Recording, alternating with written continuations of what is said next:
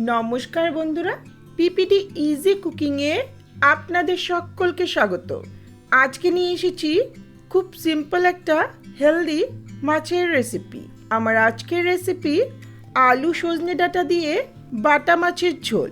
এটি গরম ভাতের সঙ্গে খুবই ভালো লাগে। সজনে ডাঁটার গুণাগুণ সম্পর্কে আমরা কম বেশি সবাই জানি। কম তেল মশলায় রান্নাটা করে দেখাবো। আশা করছি রেসিপিটা ভালো লাগবে। ভালো লাগলে লাইক কমেন্ট শেয়ার করবেন আর চ্যানেলটাকে সাবস্ক্রাইব করে পাশে থাকবেন। চলুন তাহলে রেসিপিটা শুরু করি।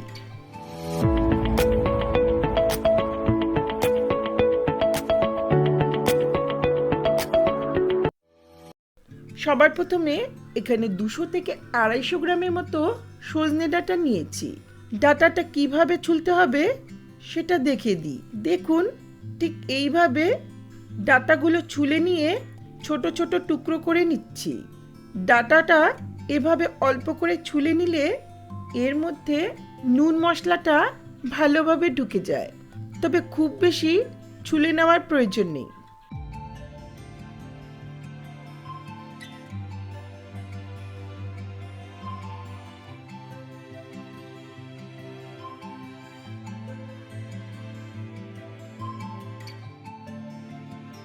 এগুলো রেডি হলে এখানে নিয়েছি 5টা মিডিয়াম সাইজের দেশি বাটা। মাছগুলো কেটে ধুয়ে পরিষ্কার করে নিয়েছি।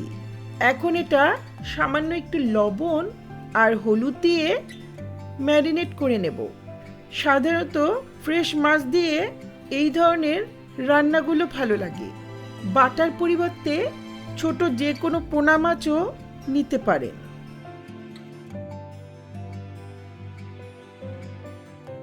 এটা মাখা হলে এক পাশে রেখে চলে যাচ্ছি রান্নার ধারে। গ্যাসে একটা কড়াই বসিয়ে 3-4 টেবিল স্পুনের মতো সর্ষের তেল ভালো করে গরম করে নিচ্ছি। তেল ভালো করে গরম হলে গ্যাসের ফ্লেমটা মিডিয়ামে রেখে নুন হলুদ মাখানো মাছগুলো দিয়ে দিচ্ছি।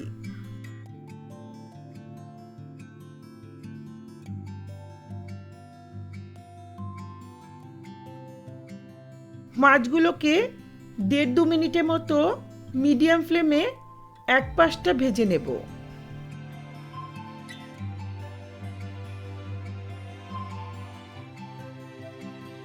এক পাশটা ভাজা হলে এখন উল্টে নিয়ে আবারও 2 মিনিট মিডিয়াম ফ্লেমে হালকা লাল করে ভাজবো।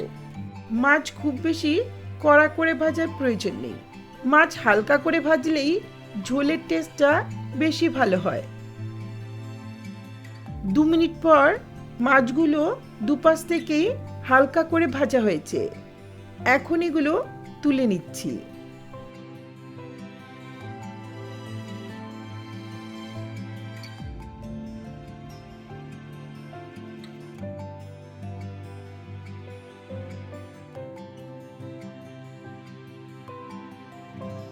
এখন কড়াইয়ের অবশিষ্ট তেলে দিচ্ছি 1/2 টিস্পুন কালো জিরে। চাইলে কালো জিরে ফোড়নেই রান্নাটা করতে পারেন। আমি এখানে 1/4 টিস্পুনের মতো রাঁধুনি দিচ্ছি। রাঁধুনিটা দিয়ে দেখবেন রান্নার স্বাদটা কিন্তু বেশি ভালো হয়।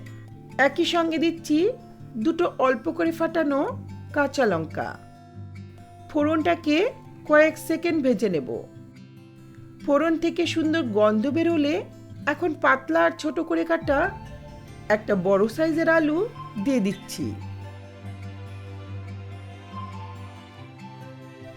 আলুটাকে সামান্য লবণ আর হলুদ দিয়ে মিডিয়াম ফ্লেমে হালকা করে ভেজে নেব।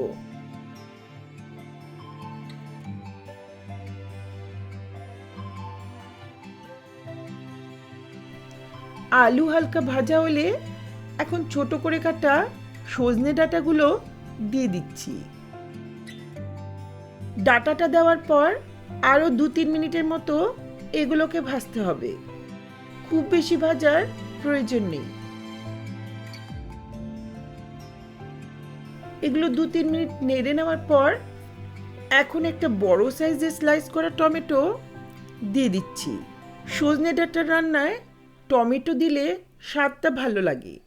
একই সঙ্গে দিচ্ছি সামান্য লবণ, যাতে টমেটোটা দ্রুত গলে যায়। সামান্য হলুদ দিয়ে 1.5 চামচের মতো জিরের গুঁড়ো দিচ্ছি। আর কোনো মশলা দেব না। লো ফ্লেমে টমেটো আর মশলাটাকে সবজির সঙ্গে 1-1.5 মিনিটের মতো নেড়ে নেব। টমেটোতে অনেকটাই ময়েশ্চার থাকে, তাই এখনই জল দিচ্ছি না। টমেটোটা গোটা গোটা রাখতে চাইলে খুব বেশিক্ষণ কষানোর প্রয়োজন নেই। 1.5-2 মিনিট নেড়ে নেওয়ার পর টমেটোটা একটু নরম হয়ে এসছে। এখন দিচ্ছি 1/2 কাপের মতো উষ্ণ গরম জল। জলটা দিয়ে ভালো করে একটু নেড়ে চেড়ে জলটা শুকিয়ে যাওয়া পর্যন্ত লো মিডিয়াম ফ্লেমে আরও একটু কষিয়ে নেব। চাইলে কাঁচা জিরে বাটা দিয়েও রান্নাটা করতে পারেন। জলটা প্রায় শুকিয়ে এসছে, মশলাটা কষানো হয়েছে। এখন দিচ্ছি 1/4 টিস্পুন চিনি। চিনিটা অপশনাল, চিনিটা দিলাম টেস্টের ব্যালেন্সের জন্য। আরও 1-1.5 মিনিট একটু নেড়ে নিচ্ছি। মশলাটা ভালো মতো কষানো হলে এখন দিচ্ছি প্রয়োজন মতো উষ্ণ গরম জল। অবশ্যই গরম জল দেবেন, এতে রান্নার স্বাদটা ভালো হয়, রঙটাও ভালো আসে। একই সঙ্গে দিচ্ছি স্বাদ মতো লবণ। একটু মিশিয়ে নিয়ে 5-7 মিনিটের মতো মিডিয়াম ফ্লেমে ঝোলটাকে ফুটতে দেব। 5-7 মিনিট পর আলু আর সজনে ডাঁটাটা প্রায় সেদ্ধ হয়ে গেছে। এখন ভেজে রাখা মাছটা দিয়ে দিচ্ছি। মাছের সঙ্গে থাকা এই তেলটা অবশ্যই দেবেন, কারণ এতে অনেকটাই ফ্লেভার থাকে। হালকা হাতে একটু নেড়ে চেড়ে মাছগুলো ঝোলের মধ্যে একটু ডুবিয়ে নেব। আবারও মিডিয়াম ফ্লেমে 7-8 মিনিটের মতো রান্নাটা হতে দেব। রান্নাটা প্রায় হয়ে এসছে। আমি খুব বেশি গ্রেভি রাখিনি। আপনারা চাইলে জলের পরিমাণটা আর একটু বেশি করে দিয়ে পাতলা ঝোল রাখতে পারেন। এখন সবশেষে দিচ্ছি 2 চেরা কাঁচা লঙ্কা আর 1 মুঠো ধনেপাতা কুচি।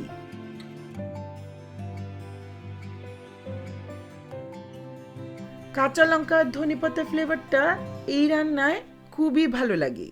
এতে আর কিছু দেওয়ার প্রয়োজন নেই।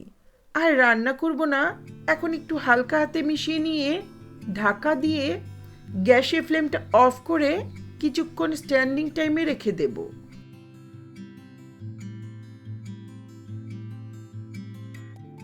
কিছুক্ষণ পর দারুণ স্বাদের আলু সজনে ডাঁটা দিয়ে বাটা মাছের ঝোল সার্ভ করার জন্য রেডি।